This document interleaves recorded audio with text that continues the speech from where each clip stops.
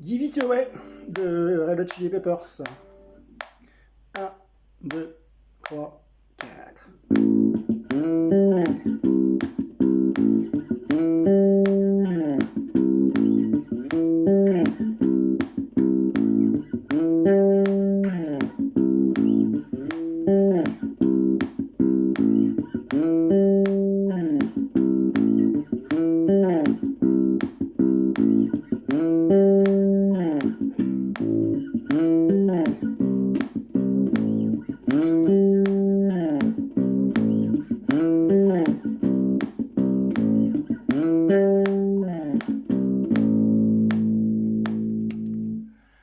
Alors, pour ce morceau-là, on va faire l'utilisation de pas mal de notes mortes. Notes mortes, je joue normal, j'accentue bien même ma corde, et c'est ici que ça se passe. J'essaie d'avoir au moins 2 doigts en contact avec la corde. Attention, j'enfonce pas. Si j'enfonce, ça fait quelque chose de pas très beau. Donc, juste en contact. Alors, selon le placement, là, on risque d'avoir aussi des harmoniques. Si je pose l'index, c'est encore mieux. On contrôle mieux. Alors, on commence avec la corde à vide de La. 2 notes mortes sur la corde de Ré. Un slide jusqu'à 14 que je fais avec mon troisième doigt. Je le fais aussi 2 doigts collés, comme ça, ça maintient un petit peu la position des doigts, puisque le doigt 3 seul a tendance à se plier un petit peu dans tous les sens. En mettant le 2 contre le 3, vous pouvez y aller, ça ne bougera plus. Le slide, il n'y a pas besoin de faire un slide de 14 000 cases. 2 cases, ça suffit. Là, je fais 2 cases. Là, je vais en faire beaucoup plus. On n'entend pas la différence. C'est juste que je fais un mouvement sur le manche, mais qui sert à rien. Le vrai slide, je le fais ici. Le 12, je le joue avec le 1.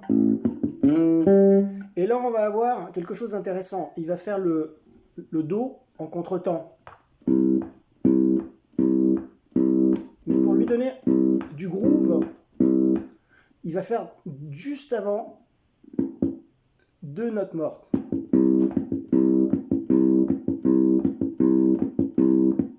Alors, quand je fais mes notes mortes, mais comme je vous disais tout à l'heure, mes 4 doigts sont bien positionnés sur toutes les cordes pour éviter des harmoniques qui résonnent. Et ici, j'accentue comme si je jouais des notes normales. Donc, il ne faut pas que je baisse l'intensité au niveau de la main droite. Attention, je suis bien en aller-retour aussi. Enfin, pas en aller-retour, en index majeur, index majeur, index majeur, en alternance.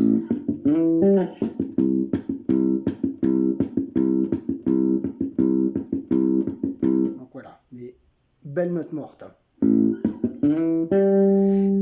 Et sur la deuxième mesure, au lieu de jouer 2 fois le tchik-pam, tchik-pam, il va juste jouer le deuxième.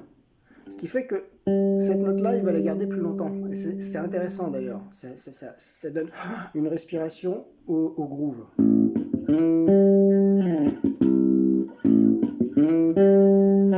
Et une fois que j'ai fini le 12, dès que je sens que j'ai envie d'entendre mes notes mortes, c'est dans la tête que ça se passe. C'est à partir du moment où je veux entendre mes notes mortes, je glisse vers la position.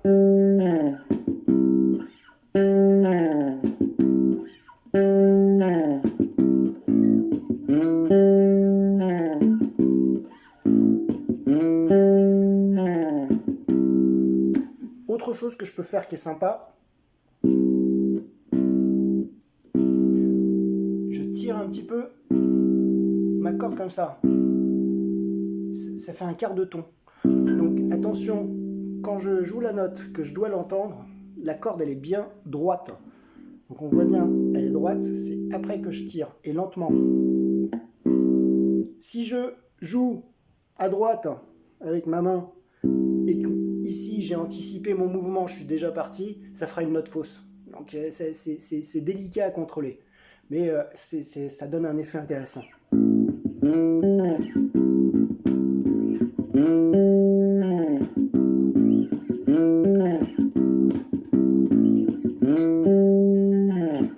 Pareil, ici, de temps en temps, sur mon 12, quand il est long, bah, j'ai le temps de vibrer.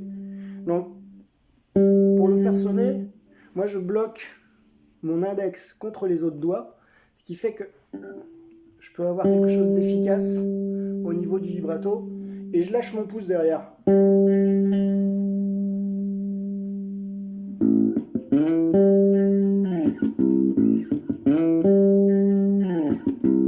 Ça fait beaucoup de choses à penser. Le Flea est un très bon bassiste, donc il gère tout ça. Donc il faut vraiment se concentrer sur plein de petits détails, même si la ligne de basse au final n'est pas si compliquée que ça, bah, pour la faire sonner, bah, ça reste un petit peu plus compliqué qu'habituellement, puisqu'il y a plein de petites astuces qui font que bah, la phrase sonnera ou sonnera pas. À un moment donné, quand j'ai joué au début, j'ai joué ma main droite bien sur le micro aigu. Donc mon pouce il est plutôt positionné proche de la corde de la, hein, pour contrôler les cordes à vide au cas où elles résonnent. Et à un moment donné, au bout de 4 fois, donc à partir de la 5e fois, je me suis décalé ici pour donner une autre sonorité au morceau, un petit peu plus rond.